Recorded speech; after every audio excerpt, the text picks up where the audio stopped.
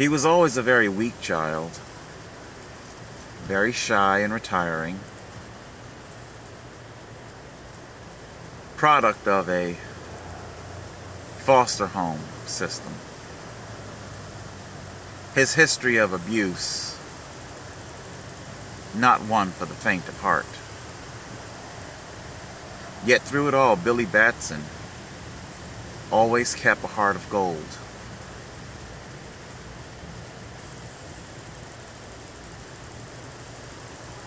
The wizard chose him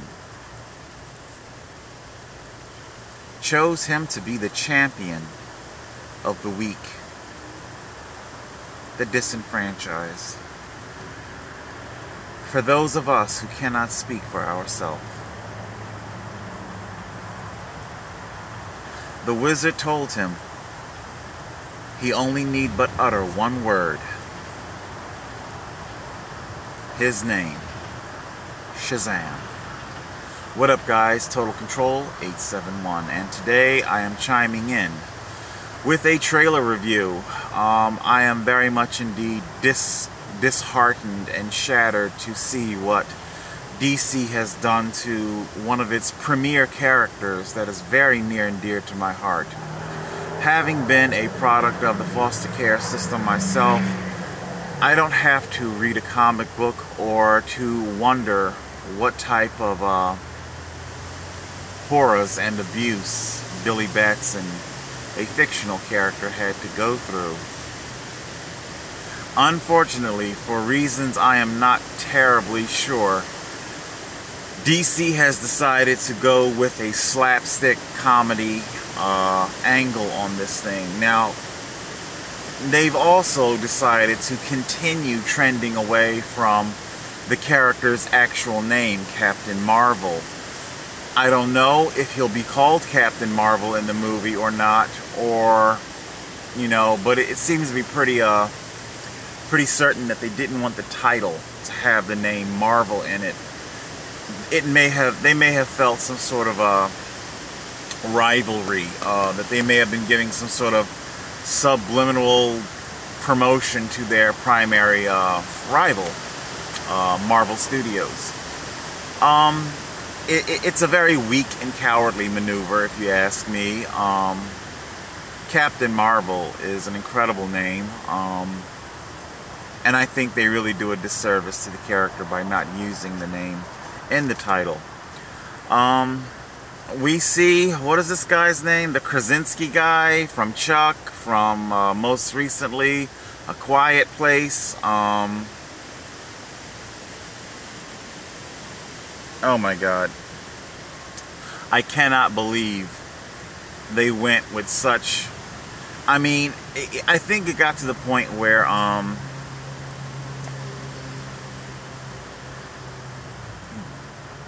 don't know, maybe something happened in production where they felt, you know, we can't really tell a good story, so let's just simply go for slapstick comedy. Literally, this actor has been stuffed inside of a padded suit that is just glaringly obvious a padded suit, to the point that it's, you know, the suit itself is comedy.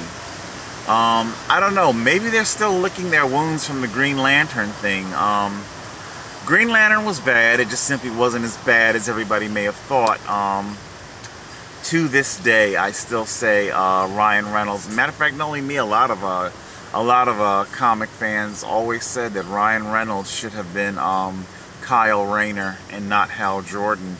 There are a few human Green Lanterns, and he should never have been Hal Jordan. He should have been probably saved for one of the sequels had they did the movie right. Green Lantern 3 or 4, you know, in comes Kyle Rayner. Interestingly enough, on a quick side note, do you know who I thought would have made an incredible Guy Gardner? Michael C. Hall. Now that's a ginger with an attitude problem that definitely could do the character Guy Gardner a lot of justice. Anyway, so basically that's what we have. We have this this Krasinski guy, he's being stuffed into this padded suit. The suit literally looks as bad as the 90s television series Flash. If you just go on YouTube and put that in real quick, and you know what, dare I even say the suit even looks worse, okay, because at least the Flash suit, padded suit, it was lit in a way where it kind of gave a plausible realism there. This is just all comedy. It's horrible. I get it. They're probably angling for, you know, a 12-year-old audience. They're probably looking to do some heavy merchandising. DC is probably aching to swell, to generate some revenue. I don't think this is the way they're going to do it. They keep missing. They keep missing their demographic. Persons my age, you know, between your 30 and 40 something year olds. We're the ones who played with these toys on the floor. You keep reaching for a demographic that is digital, okay? I can't believe how bad this movie is. The mythos of Captain Marvel, it really is a very a deep, touching one.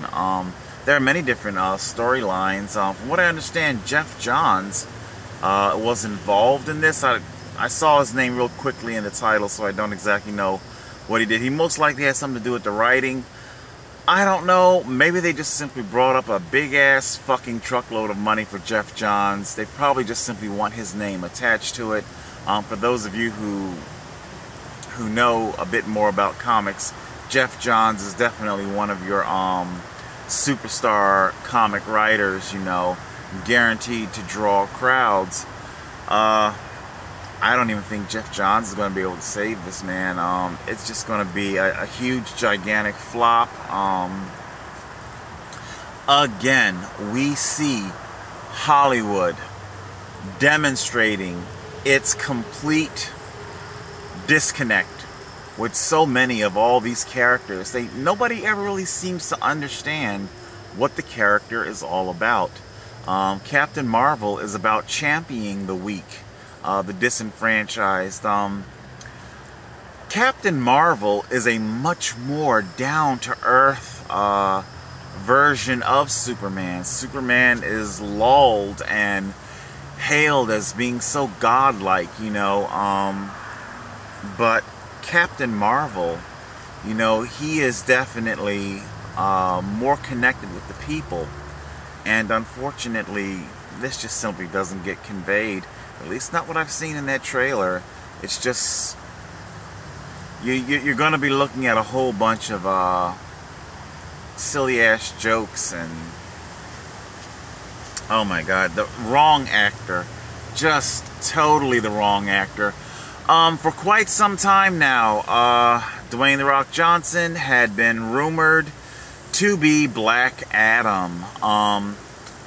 The Rock definitely has the physical physique to be Black Adam. We've seen some incarnations. Don't quote me. I think Alec Ross may have mocked up a portrait of Dwayne as Black Adam. Alex Ross, he uses a lot of matter of fact, he only uses live models for his illustrations, his paintings. But Black Adam, just like how Captain Marvel is about the common everyday man, Black Adam, he also uses the wizard's power. He was imbued with the power of the wizard before Billy Batson was. Black Adam is a tragic story of how power corrupted. If you thought Sinestro was bad and how he turned from being good to evil. You know, we definitely see how Black Adam, his was definitely a very, very power decadent, gone corrupt. You know, it all starts off with the best of intentions, but it never really seems to end that way. And of course, the Wizard ultimately had to issue a new champion. From the trailer, it doesn't look like Black Adam's gonna be in this clusterfuck of a movie. I don't know. I don't really know if The Rock had... I don't know if he really had the acting chops, man. No disrespect, but like I say, Black Adam's character is definitely a complicated piece, and I've said it before and I'll say it again, the villain always makes the piece, you know. The villain makes the movie, man, and even if they had have gone with a much more authentic version of Captain Marvel, if they didn't have the right villain, then it's not going to work. So there you go. Also, I guess I'll throw it in. Aquaman, Jesus God Almighty, he just simply isn't. The color palette,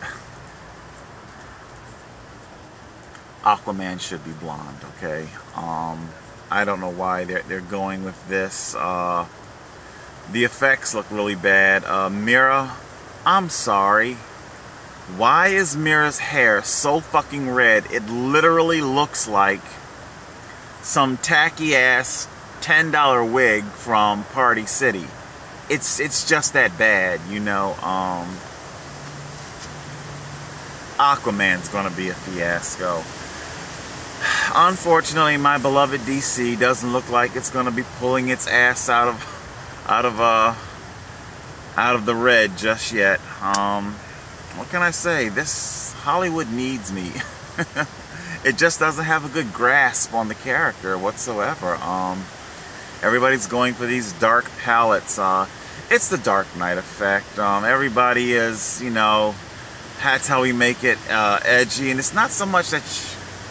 And then, of course, don't get me started on the whole communism color palette and a bunch of shit like that. But yeah, it's just really bad. Nobody really seems to have a good grasp on the characters, and it just keeps falling asunder. It crashes again and again and again. What was I checking out the other day? It was the $6 Million Man and the Bionic Woman. You know, both of those were well, the Bionic Woman was very emote all throughout the series, and in the DVD extras, as Lindsay Wagner is giving her commentaries, you learn that, you know, because she was a little spiritual and whatnot and stuff like that. The 60s, the 70s, you'd have to be a child of that sort of thing to really understand what was going on during that time. Especially the episode from the Bionic Woman called Biofeedback. The humidity's rising. So, and yeah, it's like the episode starts with her. What is it? She comes in with like this head covering. But that was Lindsay Wagner. That wasn't necessarily the character Jamie Summers. But anyway, you know, she was very, very emote, very, you know, she was just a simple, average, everyday woman that was given fantastic power through tragedy. Also, we saw, you know, Steve Austin. His series, it kind of sprungboard off of being very emote. The pilot series, the pilot episode, we see him in that hospital bed. You know, above the knee bilateral amputation, completely missing one arm, half his head is bandaged up and shit. And he takes the one arm and he swings it at the life support machine, you know, and the nurse comes running in, and Lee Majors, he did a very good job with that scene. He just says the one word, you know, peering out from under his bandages with the one eye, he just says, please, you know, he's pleading with this nurse, just let me die, let me fucking die, you know. It was very emote. And also, if you in the DVD extras, it was so gripping that orthopedic centers, prostitutions, real life amputees, they were all writing in. Some of them actually wanted bionic limbs and and stuff like that. But anyway, it reached people, you know, it reached people. And nobody seems to be able to reach anybody anymore, you know. And I get it. It's not that everything has to be dark and gritty. Of course, me, I'm always tinkering with scripts and things like that. And because I was a child of the foster care system, and I'm going to end with this bit right here. I myself had been tinkering with a Captain Marvel script for some time. Believe it or not, the first rule of writing, in case you don't know, it's write what you know. It's why a lot of our superheroes have alter egos in the media, you know, in television, newspaper, military, stuff like that. Even speaking of Kyle Rayner, he's a cartoonist, you know, and of course a comic creator is so it's like, you're right what you know, you get it. Anyway, my take on Captain Marvel, I actually used a very dark and disturbing scene from my own childhood to write the opening scene for Captain Marvel. Now, thankfully, things ended very good in the real life with me and a child. He was a younger childhood friend. He was about maybe 4 or 5 years younger than me, and I think I was like maybe 9 at the time, so he was like maybe 5. So it was kind of like a chaperoned buddy outing at the playground. We went to the playground, and one of the things that he liked me to do was twist him up in the chain link swings, you know, and I would twist him up and then let him go, and he spins out and stuff like that. And so we're having fun at the playground, and I understand. Matter of fact, while I'm telling this bit, I know a lot of law enforcement and what God knows whatever else, they watch this channel. So by all means, get your notepads out if you haven't got them already, and get ready to take this down. So before I continue on with my script, I'll give you the real life version of what happened at this playground. Now, I'm 46. This happened when I was about maybe 9 years old, and it happened in Atlantic City at the Horace J. Bryant Playground. I think it's on like Arkansas Avenue or some shit like that in Atlantic City. So like I said, me and my childhood friend, I won't use his name because of what transpired and what almost happened, so for his privacy and whatnot, there we are, we're playing on the playground, and there was a man, I'll say light complexion, or a light brown, maybe maybe a shade or two darker than I am right now. I'm looking at myself in the camera, so maybe a couple shades darker than I am. I'll place him to be in his late 30s, early 40s. He may have been older. a little bit older, may just simply been in his mid-40s. He was driving a red light duty, I'll say a light duty pickup truck with a white camper van, camper on the back of it.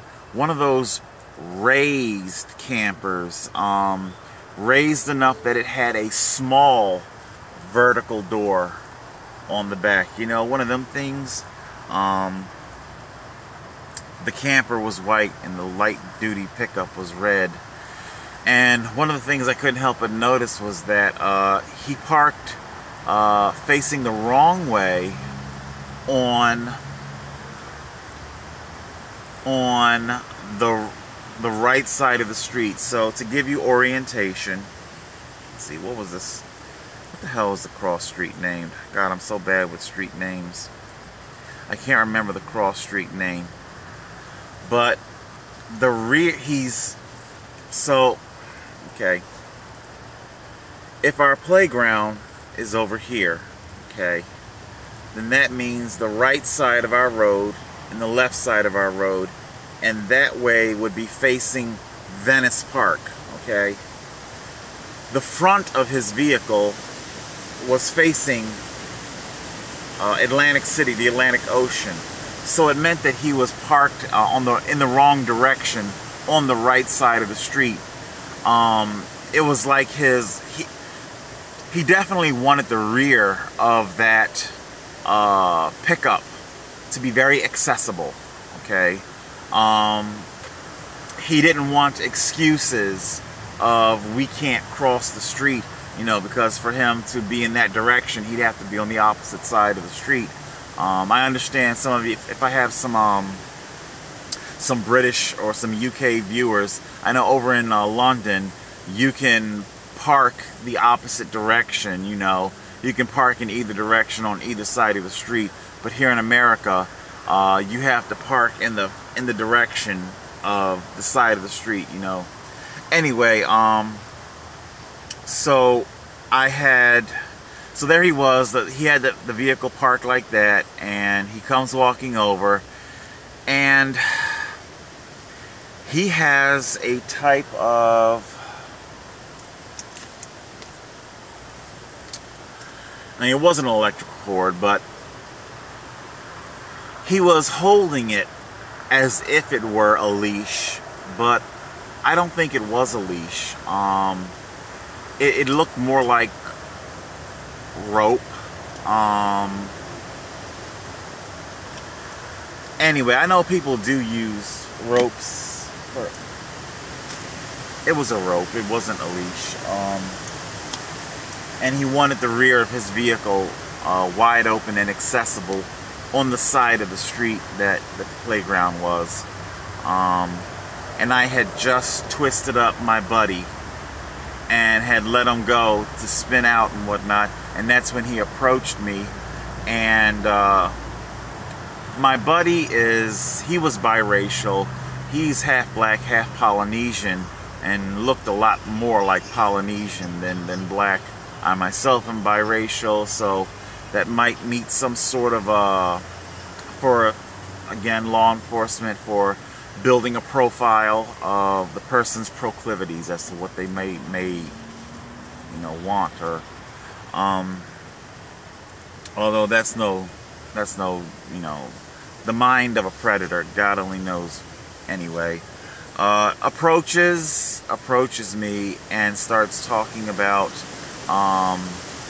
his puppy dog and stuff like that. So he went with the puppy dog angle. A lot of us know that that's what a lot of predators will use. And I'm just patient, because as soon as he said that out of his mouth, you know, I'm only 9 years old.